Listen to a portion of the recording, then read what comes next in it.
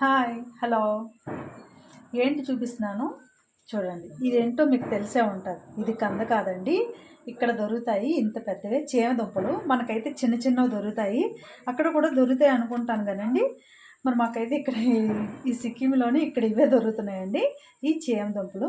నేను ఈ చేమ దుంపలతో రోటి పచ్చడి చేస్తున్నానండి. ఈ చేమ దుంపలతో రోటి పచ్చడి ఎలాగో దీనికి కావాల్సిన పదార్థాలు ఏంటో చెప్తాను. దానికి కావాల్సిన పదార్థాలు: ధనియాలు, జీలకర్ర, మినపప్పు, శనగపప్పు, కొబ్బరికాయ ముక్కలు, చింతపండు, ఎండుమిరపకాయలు, నువ్వులు, మెంతులు, పచ్చిమిరపకాయ. ఇంతేనండి చేమ దుంపలు. కావాల్సిన నూనె, సరిపోయినంత సాల్ట్, అంతేనండి. ఇప్పుడు ముందుగా మనము ఇవన్నీ ఫ్రై చేసుకొని పక్కన పెట్టుకోవాలి. కళాయి పెట్టు ఎండుమిరపకాయలు వేసుకుంటున్నాను. ఎండుమిరపకాయలు ఇప్పుడు చూపించేవి ధనియాలు ఇవన్నీ కలిపి ఇందులో వేసుకుంటున్నాను.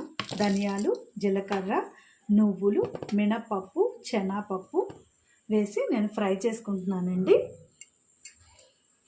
ఇది ఫ్రై చేసుకోవాలి.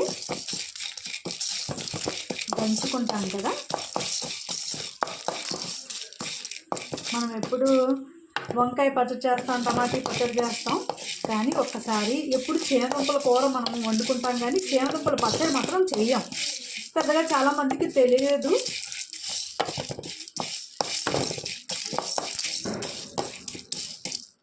ఈ ఎండుమిరపకాయలు, శనగపప్పు, మినపప్పు, నువ్వులు, ఎక్కువ మెంతులు వేయకండి, కొంచెం వేయండి.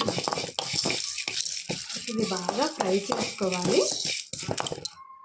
ఈ వేగే దాంట్లోనే నేను కొబ్బరి ముక్కలు కూడా వేసుకొని ఫ్రై చేస్తున్నానండి. చేమదుంపల్ని వాటర్లో వేసి ఉడకబెట్టుకోవాలండి. ఒక ప్లేట్లో వేసుకోవాలండి. ఇవన్నీ తీసుకొని పక్కన పెట్టుకోవాలి వేపేసింది. ఇప్పుడు మనం చేమదుంపల్ని ఇప్పుడు నీటిలో వేసి ఉడకబెట్టుకుంటున్నాము. ఇప్పుడు మనం ఈ దుంప వేసాను కదండి, ఇవి ఉడికిపోయండి. ఇంకా మనం ఈ వాటర్ తీసుకొని కళాయిలో తీసి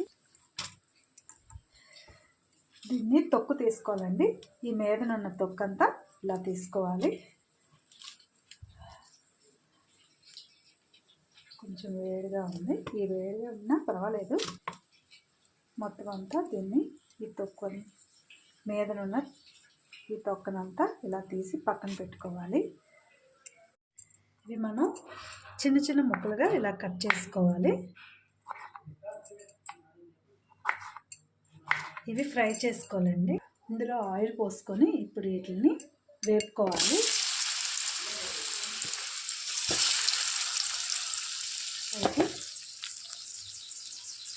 ఇందులో కొంచెం సాల్ట్ వేసుకుంటున్నానండి. మొత్తం కొంచెం బాగా వేగాలి. ఇలా వేగిపోయాయి కదండి. ఇప్పుడు మనం ఇది ఇంకా గ్యాస్ బంద్ చేసుకొని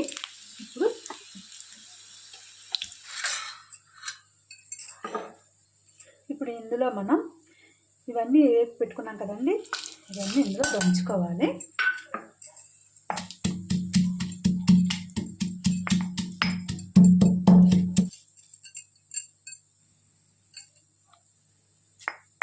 ఇవన్నీ కలిపి మెత్తగా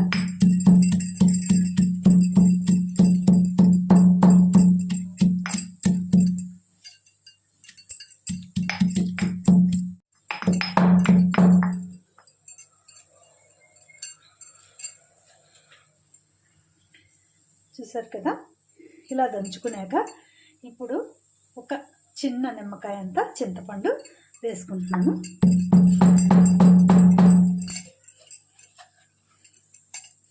చింతపండును కూడా వేసి బాగా దంచుకోవాలి. ఇప్పుడు వేపి పెట్టుకున్న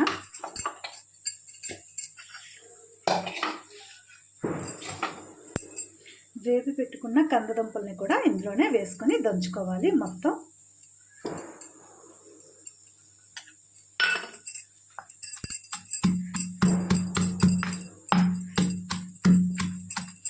ఇందులో కొంచెం సాల్ట్, మనం వేపేటప్పుడు కొంచెం వేసాం కదండి, ఇప్పుడు సరిపోయినంత సాల్ట్ వేసుకోవాలి.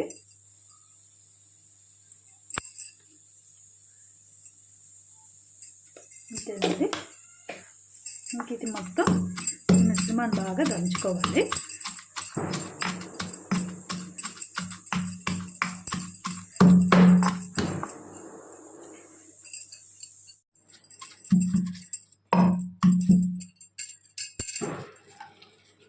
అయిపోయింది.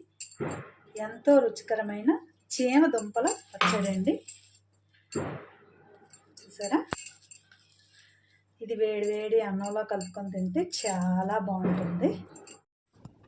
అన్నంలో కొంచెం పచ్చడి వేసుకొని నెయ్యి వేసుకొని వేడివేడి అన్నంలో తింటే చాలా బాగుంటుందండి. ఒక్కసారి మీరు ఇలా ట్రై చేసి చూడండి. ఈ పచ్చడి నచ్చితే లైక్ చేయండి, సబ్స్క్రైబ్ చేయండి, షేర్ చేయండి.